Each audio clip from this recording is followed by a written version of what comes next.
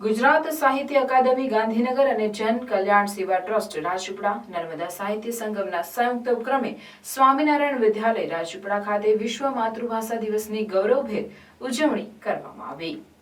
આ કાર્યક્રમમાં મુખ્ય અતિથિ તરીકે બિરસા મુંડા યુનિવર્સિટી રાજપીપળાના vice chancellor doctor Madhukar Padvi તથા અતિથિ વિશેષ તરીકે જન કલ્યાણ સેવા ટ્રસ્ટ રાજપીપળાના પ્રમુખ જ્યોતિ જગતાપ તથા ડોક્ટર હિતેશ ગાંધી ખાસ ઉપસ્થિત રહ્યા। આ પ્રસંગે વિશ્વ માતૃભાષા દિવસે વક્તા તરીકે જાણીતા સાહિત્યકાર, વિજ્ઞાન લેખક અને નર્મદા સાહિત્ય સંગમના પ્રમુખ દીપક જગતાપે માતૃભાષાનું મહત્વ, ઇતિહાસ અને સંવર્ધન વિષય ઉપર મનનીય પ્રવચન આપ્યું અને શાળા કોલેજોમાં છાસવારે વપરાતા અંગ્રેજી શબ્દ પ્રયોગો ટાળી માતૃભાષા ગુજરાતીના શબ્દ પ્રયોગો વાપરવા પર ખાસ ભાર મૂકી દીપક જગતાપે માતૃભાષાનો ઇતિહાસ, ઇઝરાયલ દેશનો માતૃભાષા પ્રેમની વાત રજૂ કરી માતૃભાષાનું મહત્વ સમજાવ્યું।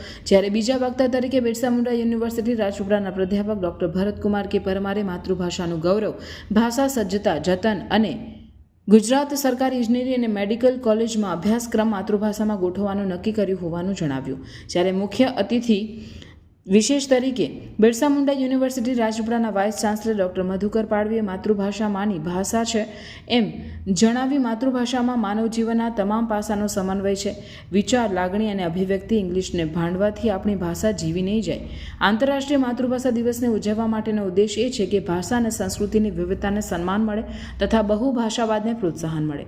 દુનિયાની વિવિધ સંસ્કૃતિ ધરાવતા લોકો વચ્ચે સંવાદ અને સંપર્ક સાધવા તેમજ એકબીજાને સમજવા માટે દરેક સમાજની મૃત અને અમૂર્ત ધરોહરનું જીવંત રાખવા માટેનું રક્ષણ સાધન જો કોઈ હોય તો તે માતૃભાષા છે એમ જણાવ્યું। આ પ્રસંગે માતૃભાષામાં વાત કરવા અને લખવા અંગે વિદ્યાર્થીઓએ સામૂહિક પ્રતિજ્ઞા લઈને મારા હસ્તાક્ષર મારી માતૃભાષા અભિયાન હેઠળ સૌએ માતૃભાષામાં હસ્તાક્ષર કર્યા હતા।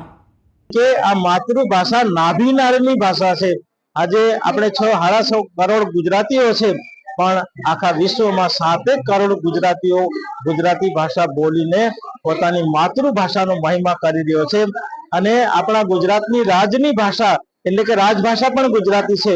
એ જ રીતના રાષ્ટ્રભાષા એ આખા દેશની ભાષા છે, રાષ્ટ્રની ભાષા છે, પણ રાજભાષા ભારતીય સંવિધાનને જેને પોતાની રાજભાષા માની છે એવી હિન્દીનું પણ મહત્વ આપણે સાથે સમજવું જોઈએ। આજે માતૃભાષા વંદના દિવસ તરીકે આપણે ઉજવીએ અને આપણા 100 ગુજરાતી ભાષી મિત્રોને અભિનંદન આપીએ કે આ પોતાની માતૃભાષાનું જતન કરે, આવનારી પેઢીને સંસ્કારો આપી જાય। કારણ કે કોઈ પણ ભાષા પોતાની જે માતૃભાષા છે તેનાથી શ્રેષ્ઠ છે અને માતૃભાષામાં સંસ્કારોનું સિંચન થતું હોય છે। તો ફરીથી આપ સૌને અહીંયા માતૃભાષા દિવસ નિમિત્તે અભિનંદન પાઠવું છું, બિરસા મુંડા ટ્રાઇબલ યુનિવર્સિટીના કુલપતિ તરીકે અને એક અદના ગુજરાતી તરીકે પણ અભિનંદન પાઠવું છું।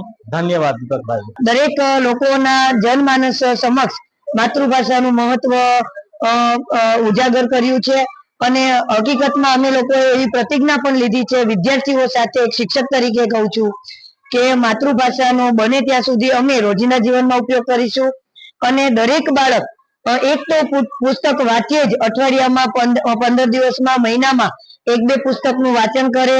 રોજ અખબાર છે, દૈનિક જે અખબાર આવતા હોય છે તેનો અભ્યાસ કરે, વાંચે અને બને ત્યાં સુધી અમારા ગુજરાતી માતૃભાષાનો ઉપયોગ કરે એવો સંદેશો મેળવો છે, આપ્યો છે। અને અમે લોકોએ પ્રતિજ્ઞા લઈને હું ખુદ બાંહેધરી આપું છું એક શિક્ષક તરીકે કે મારા તમામ બાળકો રોજિંદુ ગુજરાતી ભાષા બોલશે। આજે અમારી સ્કૂલમાં માતૃભાષા દિવસ ઉજવ્યો તે બદલ ખૂબ ખૂબ આભાર। મને ખબર પડી કે અમે કેટલા બધા અંગ્રેજી શબ્દ બોલ્યા છે, તેથી આજે અમે પ્રતિજ્ઞા લીધી કે હવેથી અમે ઇંગ્લિશ શબ્દનો ઉપયોગ નહીં કરીએ, આપણી માતૃભાષા ગુજરાતીમાં બોલીશું। તે હું મારા હસ્તાક્ષર લખીને નિર્ણય લઉં છું। આજે આપણો માતૃભાષા દિવસ છે। ખરેખર તો આપણે ઘરમાં ગુજરાતી બોલતા જ હશે, તો રોજે જ માતૃભાષાનો ઉપયોગ તો આપણે કરીએ છીએ। પણ અત્યારે કેટલાક ઘરોમાં કે આપણે જ્યારે બહાર જઈએ છીએ ત્યારે આપણી જે બરાબર માતૃભાષા બોલવી જોઈએ એ વિસરાતી જાય છે।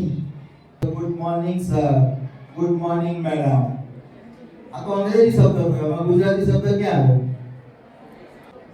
તો આજે હું તમને યાદ અપાવું છું કે હવે આમાંથી બહાર નીકળીએ, આપણે ગુજરાતી ભાષાનો ઉપયોગ કરીએ। ક્લાસમાં જઈએ તો may I come in sir, may I come in madam, આ પણ અંગ્રેજી શબ્દ છે। હું અંદર આવું સાહેબ, આટલું ના બોલી શકું. સમજાતી નથી એ ગમે તે હોય, ગુજરાતી નથી. વિનોદ જોશી એવું કહે છે કે એ જ વાત ગજગજ ફૂલે છાતી, હું ને મારી ભાષા બંને ગુજરાતી. ભગવાન દાસે ગુજરાતનો હરેલો પીલોનું ભારત આ બધું જે તે આદિવાસી બોલીમાં એમની મૂળ બોલીમાં સંપાદિત કર્યું છે અને પછી આપણે એને સમજાય ગુજરાતી ભાષામાં એનો પાવાનો વાત